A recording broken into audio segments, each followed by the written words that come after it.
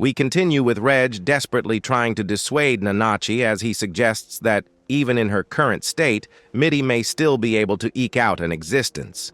But the Hollow assures him that nothing of her friend's human nature exists within the Hollow before them. Worse still, not only is Midi almost unkillable, she feels every bit of pain that befalls her.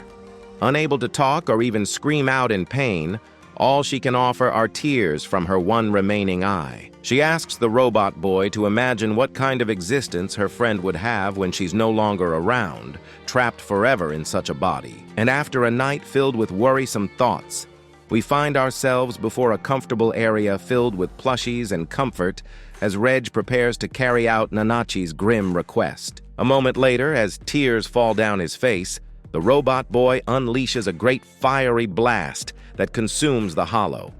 And with that, Midi is no more, and her suffering is at its end. The pair weep bitterly and uncontrollably. And even though Nanachi asks to be left alone, Reg embraces her tightly as they mourn Midi's loss and the cruelty of it all. The following morning, Reg wakes to the smell of delicious food. And to his surprise, he finds that Riko has finally woken up. The little red whistle takes it upon herself to teach the Hollow how to cook. And as she does so, she latches onto the bunny girl, happily rubbing her face against Nanachi's soothing fur.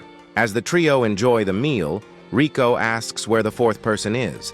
And when asked how she knew that there was another person there, the little girl reveals what she saw as she slept. She saw an eye looking through a hole in the darkness. Pressing her eye against its own, there the two remained, offering each other solitude until one day the barrier between them lifted. Before her stood a red-haired little girl who was spirited away from their prison. And as Nanachi listens to Riko's tale, her heart is comforted. A few days later, Riko asks the Hollow if she'd be willing to accompany them on their journey. And to Reggie's joy and relief, Nanachi agrees.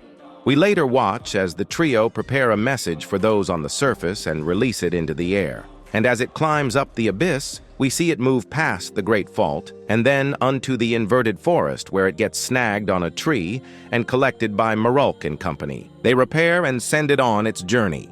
Onwards it goes, rising past all layers until it eventually arrives on the surface where it's discovered by Nat and Shiggy, who then carry it to its final destination. And as our tale comes to an end, we see our trio of explorers head out on their journey, mindful of the greater dangers they're sure to encounter, yet filled with optimism about the wondrous discoveries that may await them within the lower depths of the abyss.